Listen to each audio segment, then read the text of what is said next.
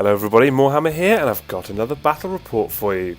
This is a 2,000 point battle, my Demons of Tzeentch against Mixed Destruction, and it's that classic Kunnin Rukk Stonehorn list. It was a really, really fun game. I actually played this the night before the Heat 3, so the last 5 battle reports you've had were actually after this one, but it made sense to do them first at the time. I wanted to get them out. So I was also playing some long-time friend of the channel, Andy Wood. So hi, here's your battle report. All right, so my list is the same as the one I was using in the heats. I'll go through it quickly. Got my Gaunt Summon of Chaos Familiars. He's my general. I've got a lot of change in the Change Host. I've got Herald on Burning Chariots. Then I've got the Blue Scribes. I've got 3 units of 10 Pink Horrors. I've got a Burning Chariot, a Burning Chariot. I've got Exalted Flamer and a unit of 6 Screamers. So that's my army, as you have seen before. So this is a picture of deployment, and we are playing Mission 3 Escalation. So it's one with a diagonal deployment, and you've got to have your battle lines at the front and everything else backwards. And that was kind of okay for me, because I knew he'd at least have his big angry Frostlords on Stonehorns at the back, so they'd take the longest time to get to me, and I'm not too worried about this deployment because I can just swap stuff over, so it's not a big deal. So on my left I've got a unit of Pink Horrors, then another unit of Pink Horrors, then kind of behind them, Exalted Flamer, the Blue Scribes. Behind that realm gate you can't quite see him as the Gaunt Summoner, and he was just kind of as far forward as possible with as much range as possible. Then behind him he's got the Lord of Change, and in front of him the Herald and Burning Chariot, the Burning Chariot itself, and then another unit of 10 Pink Horrors and my 6 Screamers. And the kind of point was that I can just jump those guys forward and do what I do. And then on his side, he's got, right at the back, he's got 2 Frostlords on Stonehorns. Both of these guys have Battle Brew. Then he's got a big unit of 40 Arrow Boys in that middle chunk there. And then to the right of that, he's got a Mega Boss. And then on the left of that, he's got a Weird Doc. And the champion in that unit was the General, and he's got Bellowing Tyrant for +1 to hit. Then in front of that, he's got 3 units of 10 Savage Orc Boys. And that was his army. Also, actually, with the Kunnin Rukk, just the big unit of Arrow Boys, just behind that was his Savage Orc boss from the unit. And I know going into this that if that guy dies, he can't use his shooting in the hero phase, and that's kind of what I was hoping to do. So, because I didn't want to really take the Savage Orcs to the face, I do take the first turn, and I couldn't quite do what I wanted to do as well as I was hoping, because I was measuring, and my Gaunt Summoner was outside of 36 inches of the Savage Orc boss, which means that even if I summoned a Bellowing Vortex, I couldn't hit him. So what I do, I swap over, using the Change Host, the unit of Pink Horrors in the middle there, for my Herald on Burning Chariot. My Herald has Bolt of Tzeentch. Then I summon a Bellowing Vortex with him instead of my Gaunt Summoner. And then I have a 36-inch Bolt of Tzeentch, and bam, I shoot straight off his Savage Orc Big Boss, which is fantastic. It shuts down the Kunnin Rukk, so all he's got is a massive, scary unit of Savage Orc Arrow Boys and 2 Frostlords. So yeah, that's a very good start. So yeah, I can live with that. I also decided to swap over my Exalted Flamer for the Pink Horrors on the left-hand side. That's mainly because I wanted to get the Exalted Flame within 18 inches of the Savage Orc Boys and just start plinking off some wounds. That's what I need to do. In my movement phase, I also put Mystic Shield and Shield of Fate on my Lord of Change, just to kind of try and get him a little bit a bit survivable, because I don't want his Arrow Boys taking him as a target if he wanted to do that. So that was good. So in my movement phase, I just push everything forward a little bit. I don't push stuff too far forward, but I do want to start getting stuff within capture range of objectives, and also with threat range of spells and stuff, because I just need to start doing wounds, and I need to do them fast, because Savage Orcs have 2 wounds apiece, which is just so much to get through. It's going to be really hard work. So I just come forward like this. I'll do a bit of shooting. I kill maybe a Savage Orc on the left-hand side and one on the right-hand side. It's no big deal. Nothing major happens. So we go into his turn. And he comes forward. Again, like I said, he can't shoot in the hero phase, which is fantastic, but he does come forward fairly aggressively, more or less as much as he can. And his Frostlords come around the right-hand side. Fortunately, I was hoping they'd be just about outside of any charge range, so they wouldn't be doing any damage now. That was a big advantage of the mission. Unfortunately, on the left-hand side, he does do a couple of charges. His Frostlord does get in, and so does some Savage Orc boys into that one Exalted Flamer. And I'll get no clues as to how that went. Yeah, got just run over completely. So we go into the initiative roll, and I win it, which is not a bad time to win it. It would have been pretty horrible to lose it there. So, do some stuff. My Gaunt Summoner summons a Balewind Vortex after my Herald puts one down. So my Herald that was on Burning Chariot, he got rid of it, then my Gaunt Summoner could summon it back up. That does use all my reinforcement pools, points more or less, but this is quite important. So my Gaunt Summoner uses Infernal Flames, and he torches a bunch of the Arrow Boys. Like, he kills 11 or 12 of them. He rolls pretty well. So there's 40 of them, so I roll 40 dice, and he 4 up his Immortal Wound. It's pretty brutal against that unit. I swap over one of my unit of Pink Horrors in the middle for my unit of Screamers, and then I kind of shift them out a little bit with the Change Host kind of additional bonus move thing. And then I put most remaining spells I've got that were in range into the Frostlord on Stonehorn on the left-hand side. I end up plinking a fair number of wounds off him. I do pretty well. I also managed to do a bunch of damage to the Savage Orc unit just above the Screamers there. There's only 3 of them left now, and I was hoping that they were pretty much guaranteed to be gone from Battle Shock at this point, so that was ideal. In my movement phase, I do move some stuff around. My Screamers fly over the top of that Mega Boss. They try slashing him, but I think they do a wound with that, which is quite fun. But the main point was that I wanted to get around to the back of the Savage Orc Arrow Boys and pin them in place. At this point, they're going to suffer quite badly from Battle Shock. They're not Inspiring Presence.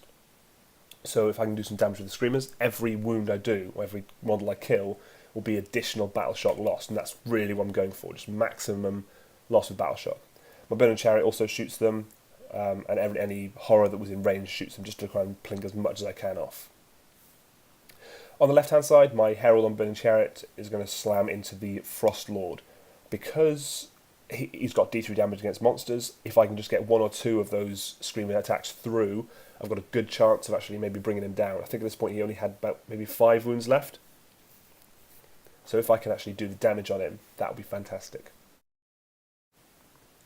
So in the charge phase, my Herald smashes into the Frostlord. Yep, like you see, he's got 5 wounds left there. And then my Screamers slam into the back of the Savage Orcs. I also managed to get in my Burning Chariot. I rolled a double 6 for his charge. I thought I might as well give it a go, see what happens. I was planning on putting him into the 3 Orcs that were kind of left, just to maybe do a couple extra wounds. But I managed to roll a massive charge, and I just decided to slam them in here. I might as well. If I can do a couple of extra wounds with this guy, that's fantastic. And then these guys, this unit of 10 horrors also managed to make like an 11 or 12 inch charge and hits into these 2 remaining Savage Orcs. I think there were 3 maybe. 2 or 3. I can't see them, whatever. It's irrelevant. It doesn't matter. Spoilers. So I do decide to go with my Herald first. And I do actually quite well. I put 3 wounds onto him. So he had 5 wounds onto him before. I put another 6 wounds, equivalent of, onto him. So he loses another 3 wounds. And that was actually really, really good. So even though he's still an angry monster and is probably going to kill me back, I'm doing damage, and that's what I need to do. I'm doing it early doors as well. Unfortunately, then he piles in with his Mega Boss and just kills my Burning Chariot outright. Boo! That Burning Chariot just goes into combat and gets murdered by everything. I need to stop doing that. That's why I didn't do it at all in most of the heat, if you could put 2 and 2 together. So, attack my Screamers, they pile in. They don't do very well. They kill maybe 3 or 4 more Savage Orcs. It's not much, but it does do more wounds to them, and that's exactly what I'm trying to do here. Then his Frostlord attacks, and he murderizes the Herald on Burning Chariot, which was sad. That was kind of what I was expecting. Just trying to kill him with that Burning Chariot would have been great. Then my Horrors attack, and they actually managed to slap to death the remaining 2 Savage Orcs. I get 4 wounds through, and he fails 4 saves. It's fantastic. And when you go to Battle Shock, he loses a ton more of his Savage Orc Arrow Boys. There's only 10 of them left now, which is fantastic. They are totally neutered, taking them down from 40 to 10, doing 60 wounds to them, including Battle Shock in 1 turn, was fantastic, and that's exactly what I needed to do. So I'm really happy to have that entire Kunnin Rukk out of the way. I didn't even have it to suffer the shooting. So that was fantastic. So we go into his turn, and I learned something about Frostlords on Stonehorns. They are crazy fast. The one that was on the top right steams through that gap between the 2 Pinks of Horrors and lands fairly close to the Lord of Change. And the one on the left-hand side in the middle runs kind of towards the Lord of Change as much as possible. And they were both within charge range of the Lord of Change, and that was a bit scary. At this point, he just kind of moves his other units of Savage Orcs around a little bit to claim objectives, but not a whole lot happens. A big chunk of his army is tied up in the combat with the Screamers, so his Mega Bosses in there, his Arrow Boys are in there, so yeah, that's pretty good. So he does shoot, do some shooting with his Arrow Boys, manages to plink a Screamer off, so not too bad, I can live with that.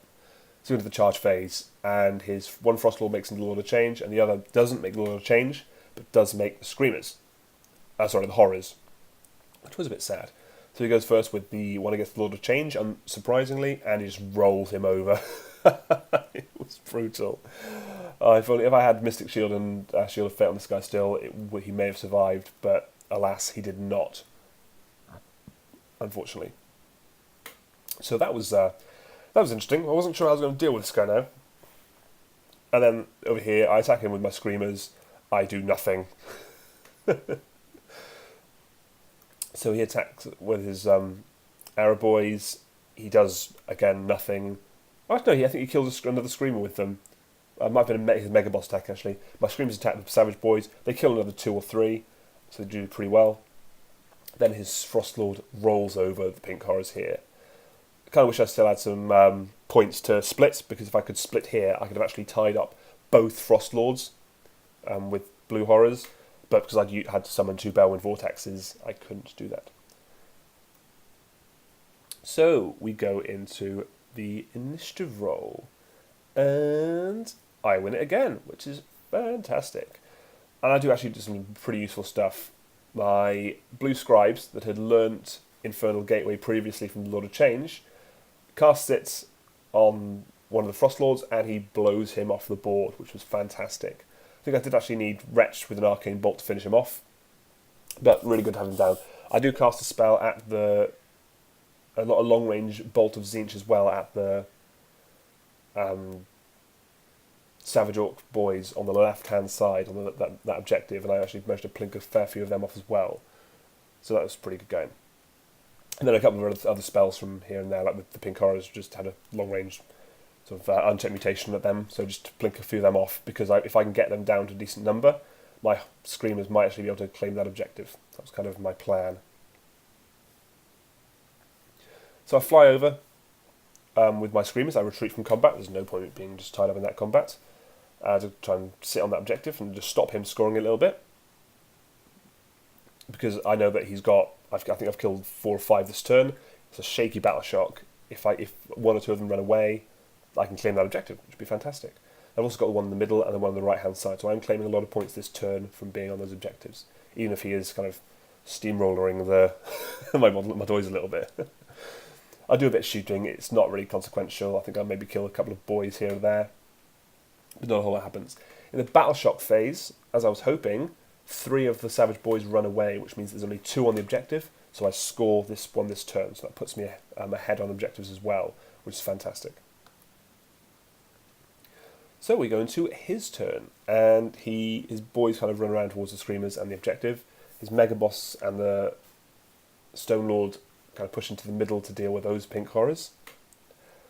So that was a bit scary. In the charge phase, everything here, his Weird Knob Shaman, or the Weird Doc, whatever it is, and all the boys that can pile into the Screamers, and then his Frostlord and Megaboss come into these 10 poor pink horrors. Lucky boys. So against the Screamers, he does actually kill a Screamer, and I basically do. I think I kill maybe 1 or 2 back. It's not a big deal. And over here, his Frostlord just. I actually think I may have done a wound to the Megaboss with my horrors, but it doesn't matter. They just get flattened, as you might expect. So at the end of that, he does score those 2 objectives as well. Now, we go to the initiative roll-off, and he wins it here. So, pretty good time for a double turn. Nothing I could do, and he launches his his Frostlord against the pink horrors. That thing has just been steamrolling. Oh, it's such a brutal model. I love it.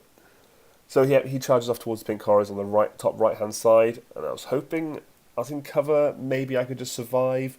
I only need to have 1 model survive to stop him from scoring that objective, so that would be ideal. Again, if I had blue horrors, I wouldn't be as worried, but I had to get the Bellwind Vortexes up, so had to be done. Yep, so he slams in here. He wipes them all out, no problem. Over here, I don't lose any more Screamers. I think I kill maybe 1 or 2 more Savage Boys. It's not a big deal. It's not consequential. So we go into my turn. And there's not a whole lot I can do. I cast some spells at the Savage Boys. I kill a couple. I retreat from combat into the middle with my Screamers, because at least while I'm there, I can claim that objective this turn from the Megaboss, even if I am about to get my head kicked in by a Megaboss. And my thought was here, I cast some spells at Megaboss. I think I put him down to like 1 or 2 wounds. If I can fly over here, I capture that objective this turn, then it goes into, even if it's the initiative roll, if I win that initiative roll, my Screamers can then fly off to the top right objective, claim that one. My blue Scribes can fly onto the middle one, and then if all the spells combined can kill that Megaboss, I can claim that objective as well. There's 1 Arrow Boy kind of sitting on the realm gate in the middle. He was the 1 survivor from that unit, because I cast a bunch of spells at them as well from the Gaunt Summoner. So obviously 3 models can claim this objective. If I get the double turn, I can hit those 2 models with more spells, kill them both. My blue Scribes can capture that one, the Screamers can capture the other one, and that would put me above I think that would put me above the stage where he could catch me, and he'd have to deal with all those units again next turn, which might be tricky for him, because if I kill those 2 units in the middle, his Frostlord would have to choose between which objective to capture, and it would be really difficult for him to then catch up. So, the Savage Orc runs away from Battle Shock, which is fantastic. And we go into the initiative roll, so I do capture that objective. So the initiative roll, and he wins it. Oh, it was a really good one. We rolled a double a couple of times, so that was really fun. So his Frostlord comes piling down towards the blue Scribes. His Savage Orcs and the Megaboss come towards the Screamers. They charge in the blue Scribes here, charge into the Screamers here, flatten the blue Scribes, and kill all but 1 of the Screamers. So there is still a Screamer left, which is fantastic. And in this turn, then he scores just 2 points for 2 objectives. So yeah, it's still not over. Well, I say that it is totally over, because I can't now that my Scream would have to capture more points than I can per turn. So I go for a Hail Mary pass for a moral victory. And yeah, so he captures as we go into my turn.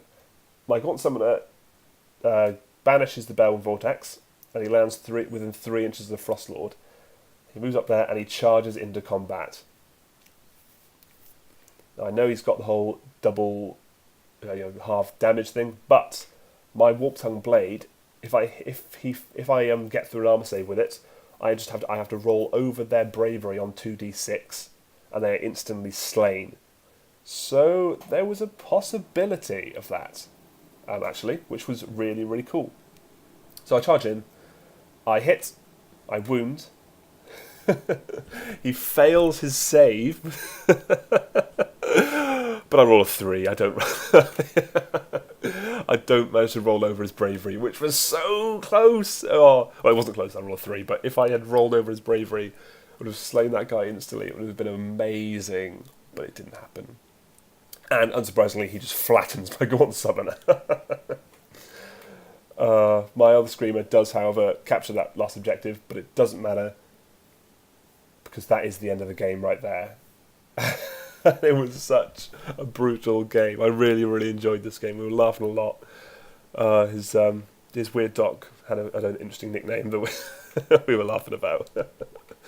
So there you have it. That is the end of the game. It is a loss for the Demons of Tzeentch, which was a good setup for my weekend at Heat 3 in the end. And so really, really fun game. Just taking out his savage big boss on the turn 1 was the crux of the game, really. After that, and I could pour everything into the Kunnin Rukk and just shut them down. But I couldn't deal with that Kunnin Rukk and both Stonehorns. Having the early damage I did to the first one helped me later on, but then the other one was just full strength and there was nothing I could do.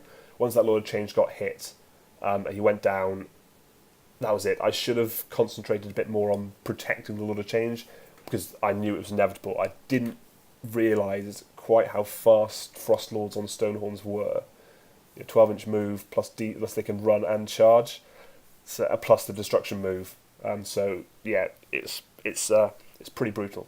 But lesson learned, and I felt well prepared now in case I came up against a Kunnin Rukk and Frostlords in Heat 3, which I didn't.